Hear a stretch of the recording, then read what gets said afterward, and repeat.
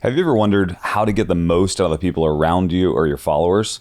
Do you always feel like the people around you are always pacing behind you? On today's podcast, I'm going to talk to you specifically about that, how to get the most out of the people around you and those that follow you.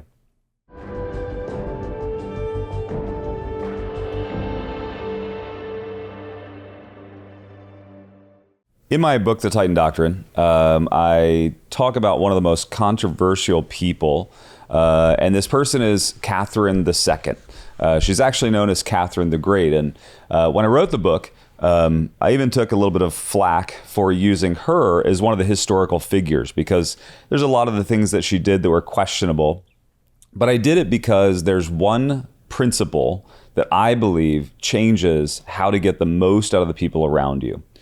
After organizing and operating and running over 86 companies concurrently at one time up until 2019, I had many leaders. And, if you think of those organizations, you would have maybe 86 leaders running those companies. And one of the beneficial things that I did in running those companies was I got to actually look and learn and teach and help these leaders break through their ceilings. But I began to see patterns in their lives.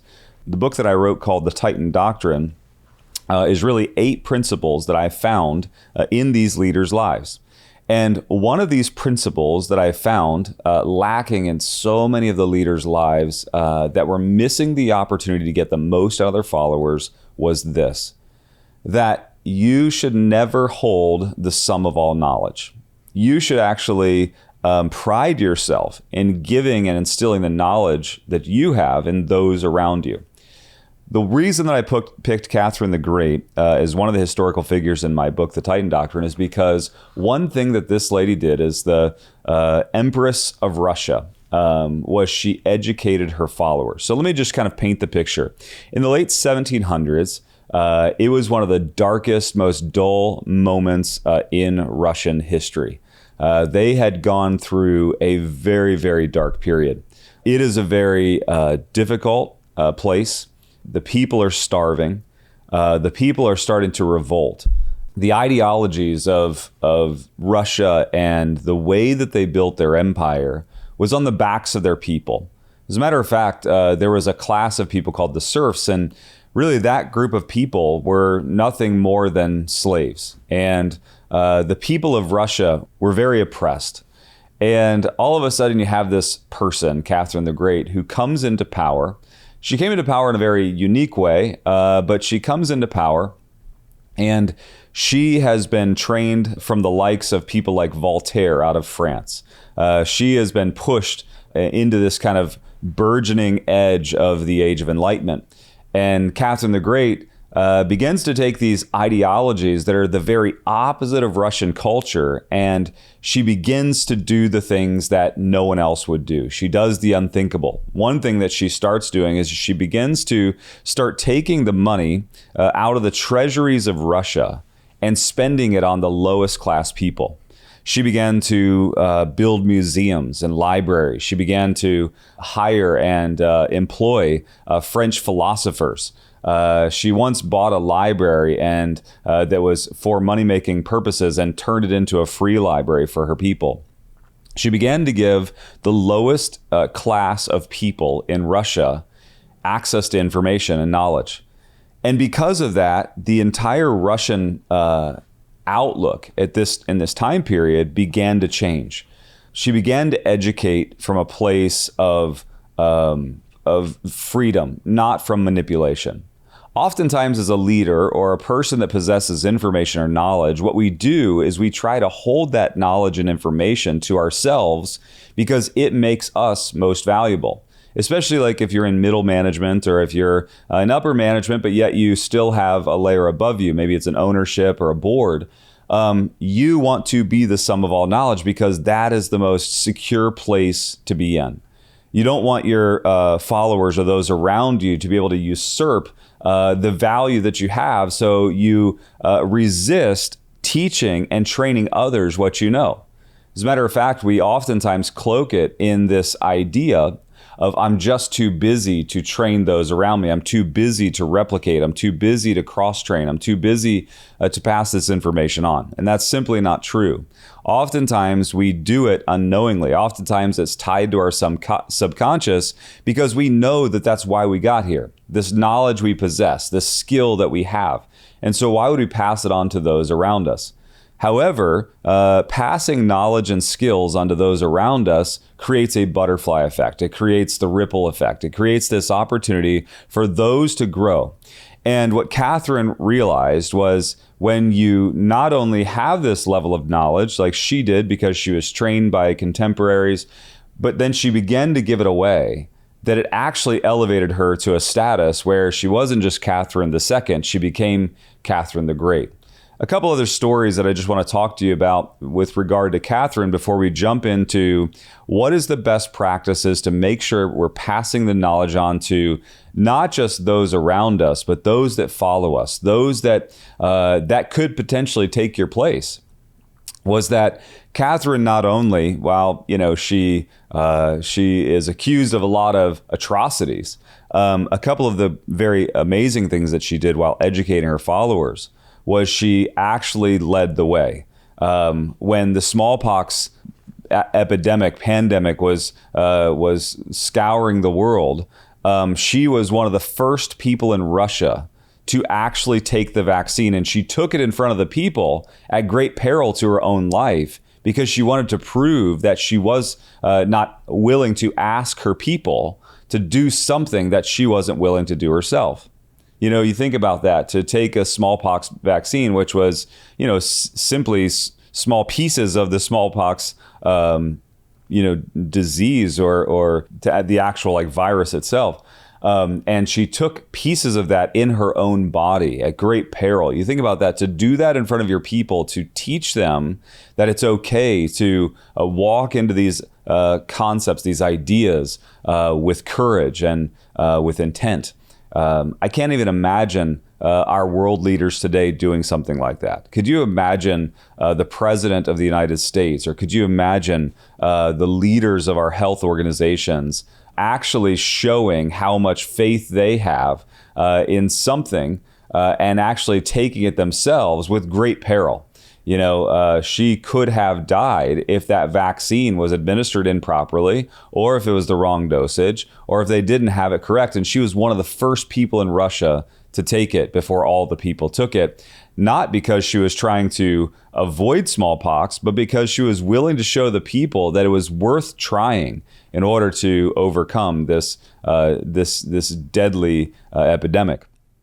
One thing that she also did was, that was sometimes popular and sometimes very unpopular, was the religious centers of the day of Russia. They had this big Orthodox religious kind of center to the culture of Russia. And the Russian Orthodox Church owned over 1/3 of all lands in Russia. What she began to do is take the lands back off of the churches and the religious organizations and began to give it to the slaves and the people so that they could begin to live and have their own means. And it was a pretty amazing thing that she took a lot of flack for, but ended up bringing in an amazing age for the country of Russia. So she's my Titan Doctrine person of the day today, but I want to just talk for just a few minutes about how to make sure that we're educating our followers. How are we passing on the information to those around us? Because in holding the information and holding the content so that they can't grow, so that they can't surpass you, all you're doing is limiting the organization, limiting your reach, limiting your ultimate effect in your life. And by the way, as we step into this, one last thing I want to say is that education is never free.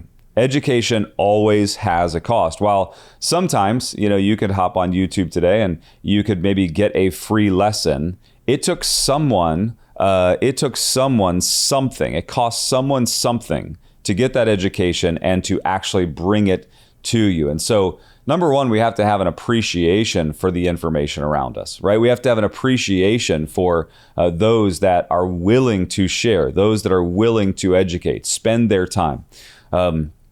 Each and every week as I build these podcasts out, I have to give something up in order to make this happen. Oftentimes, it's at the cost of the time that I would be spending inside of my organization. I do these podcasts during the week with my staff, and it's an exchange. I get the chance to bring information and knowledge to you. I get to teach and train my staff through teaching these concepts through my podcast. I get to educate and mentor those that follow or want to follow in my life. But in the end, I'm also exchanging the time that I could be at work, the time that I could be doing it. So there's never a time period where education isn't free. To believe that education should be free is a misnomer. If you go back to Catherine the Great, she had to empty the treasuries and coffers of Russia in order to bring education to her people. The thing, though, is it's always a great investment. Education never, ever, ever turns back to you without repayment. Education always elevates. Education elevates you. It educates the people around you. And oftentimes you can't see the direct correlation to money or capital or response immediately, but over time you always do. You always do. Education always brings the next phase, the next opportunity, the next enlightenment in your life to allow you to continue to elevate. And it will do that for those around you. And so education has a financial cost, right? It has the cost of exchanging dollars. It has the time and effort cost. It has opportunity cost. It has emotional and psychological cost, right? And so the question is should we ever offer free education? And the answer is that as long as somebody has a perceived value on the education, you can give it to them. But if they don't have a perceived value, you must always exchange it with something in expectation or return. For instance, on one of my mentoring calls I did last night, I said, I'm willing to give you the information, but at the cost I'm going to expect is for you to actually take action on what I'm saying. And if I'm willing to give this information, this education, this knowledge to you, and you don't take action, that's the payment that I'm expecting, the action that you're going to take, that I'm no longer going to give you the education, the mentorship, the content, because then it's devalued. And when education is devalued, you don't see the benefit out of it. So I'm going to give you 3 ways that I believe that you should educate your follower. Educate your follower. Number 1, educate through the stories of your life. Most people will take the principles that you're teaching through the stories that you tell, and they'll apply them to their life more easily. And so if you'll just tell the story of the experience that you had, and then allow the application to be made, it's the greatest way to educate your follower. If every month I have what's called the Lunch and Learn here in my office, where I stand up in front of our staff and I begin to educate or teach a principle, I always lead with a story. And it's typically a story about my life or a lesson I learned, or this is what happened. Let me tell you what happened over here. And I begin to tell the story. One of my favorite authors is a business author by the name of Patrick Lencioni. What I love about Patrick is that he actually teaches in parables. He'll tell a story. He'll give people, or he'll personify the lessons in the parable by attaching them to a person, a character. He'll develop the characters so that by the end of the parable, as long as you can identify the characters, you now know all the principles. This is one of the greatest ways to teach. If you're going to educate your follower, it can't be bullet points and PowerPoints, right? It can't just be, here are the 5 things, here are the 3 things. They have to be anchored in stories. They have to be anchored in stories, because stories are tied to the emotions that we feel. And when we tie truths to emotions, it's something that our body, our mind understands how to absorb and then go back to later. Think about it. All the stories of your life are the lessons and the teachings that you take with you. Next, you have to apply it to them specifically. If I'm teaching my follower, there has to be not just self-application, but external application. How do you apply this? What does this do for your life? If you were to walk this out, what would it look like? begin to role play and help them not only tie it to their emotions through the stories that you're telling, but also help them make application for themselves. Again, bullet points and PowerPoints are great reference materials, but horrible teachers. So if you're going to educate your followers, make sure that you are telling the stories of your life and you're making application. One of the great stories of Catherine the Great was that she would go sit in the libraries with the children of the serfs, which were the slaves, and she would read them the books, tell them how it applied to her life, and then she would ask for these little children that never should have had access to the Empress of Russia, and she would have them explain to them what this means and how it makes application to their lives. Think about being in a very, very dark place in Russia with no hope, no opportunity, atrocities everywhere, people dying, people being used for who they are. And now you're a child that's sitting there with the Empress of Russia and making application to the stories of her life into your own life. Super powerful, and something that I think is so vitally important. And lastly, the 3 points I want to give you today is lead by example. If your life is in opposition to what you teach, very few people will take action from it. Lead by example. This idea of do what I say and not what I do is one of the greatest damning principles that we could give those around us. Nothing more detrimental to a follower than to see you act in opposition of what you say and what you teach. When you do not actually take action on the things that you're speaking about, the things that you're explaining, the things that you're teaching, and they see you in opposition, it erodes the very confidence that they want to take action from. It's like you've built this pillar of concrete that you're setting all of these principles on, and all of a sudden it turns to sand and it begins to erode the moment that you act in opposition to it. And I got to say that as a leader, that is the great responsibility.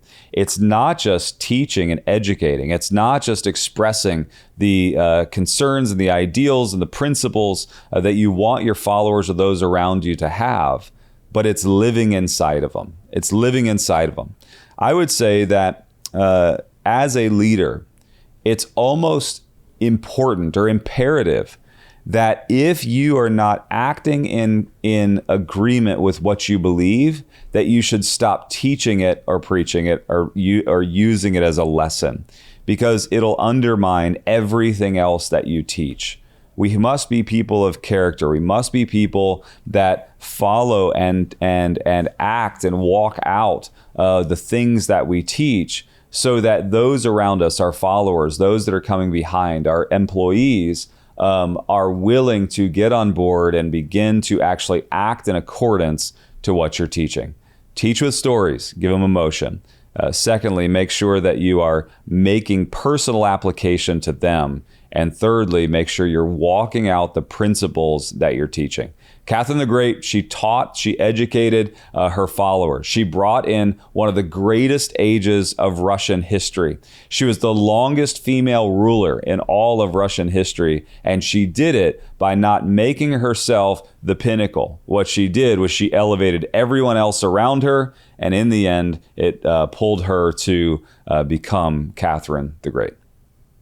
One of the stories that I love to tell, I told it on a recent live Instagram deal that I did, and I'd kind of forgotten about it, but I was playing golf with a very well-known actor that was on the show Seinfeld. And I was in my early career, and I was chasing money and information. I was chasing and pursuing growth.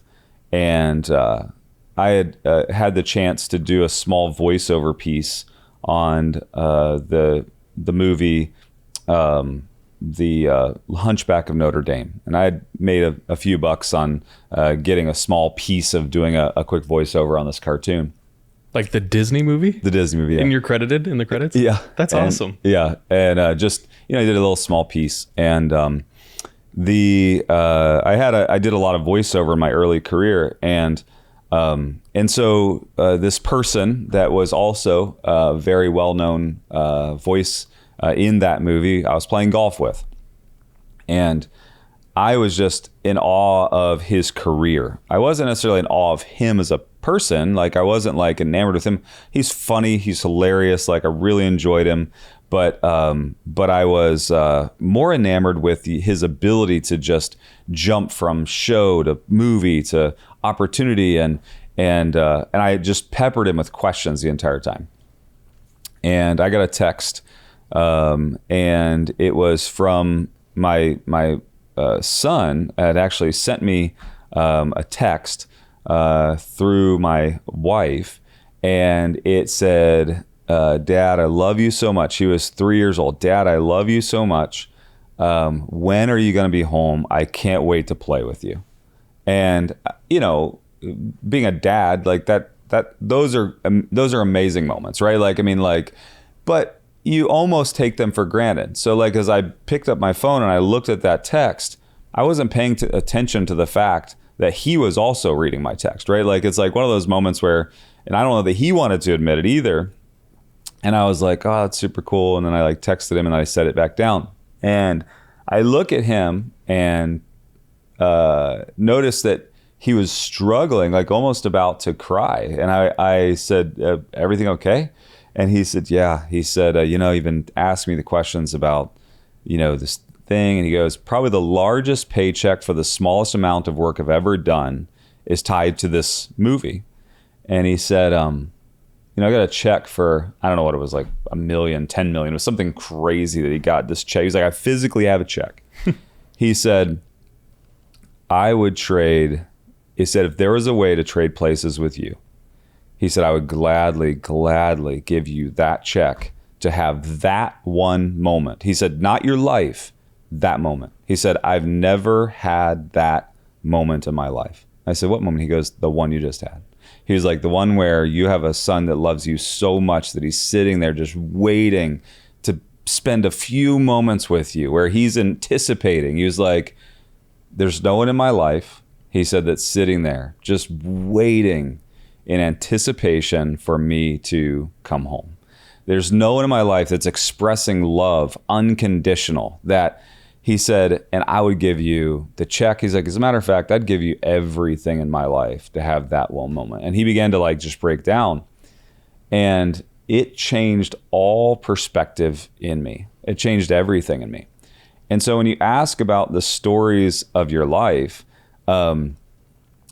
what I just did was I transferred information by telling the emotion of the story. If you just heard that story and you're a father, you're a mother, you feel that, right? You feel that.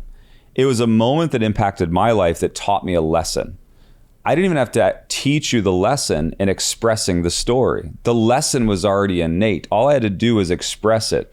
Because when a story seats in your emotions and the emotions teach you a lesson, all you have to do is recreate the moment in time. And so what was the lesson we just learned? Well, the lesson we learned is that some things, while we pursue them, don't have as much value as the things we have. The lesson is to make sure that you value the actual things you have. The lesson is to value the people that are in your life, that God has put in your life, to value the people that love you, to not chase the things that are temporal, but to chase the things that are eternal. Like, there's so many lessons in that. And you, by nature, just captured all of them by hearing the story. And that's what we need to do in our lives, is capture the great stories. And so I was reminded this week, and the reason that I was reminded of that story this week is because I had told that story in front of a group of college students 12 years ago. I was on Instagram Live with a good friend of mine who was present. He was a speaker at that college. He wasn't a student. He was a speaker. He was waiting for his chance to speak, and he heard me tell that story. We were doing Instagram Live. He said, Eddie, he said, there's always a story that I tell my son. He said, and it's a story you told at this university years ago. And he said, do you remember it? You're playing golf with a very famous person.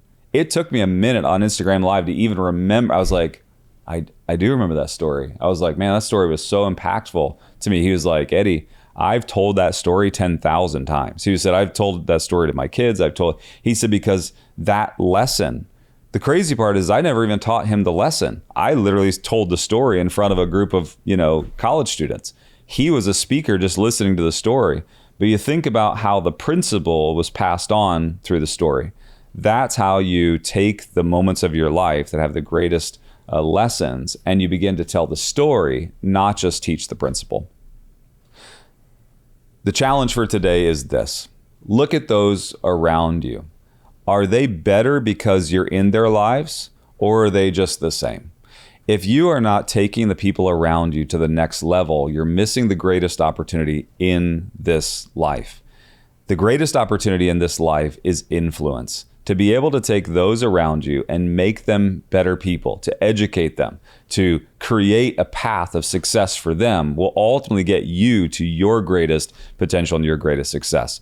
So I highly, highly recommend this week, look at those around you. Look at those that follow you. Maybe it's your children, maybe it's your employees, maybe it's just somebody that you have influence over, and don't take it for granted. Think about how you're going to instill knowledge, information, and education in their lives to get them to their greatest potential so that you can reach yours. Thanks so much for being a part of the podcast and for listening today. I'd love to connect with you further, and you can connect with me on social media at Eddie Wilson Official on any of the social media channels.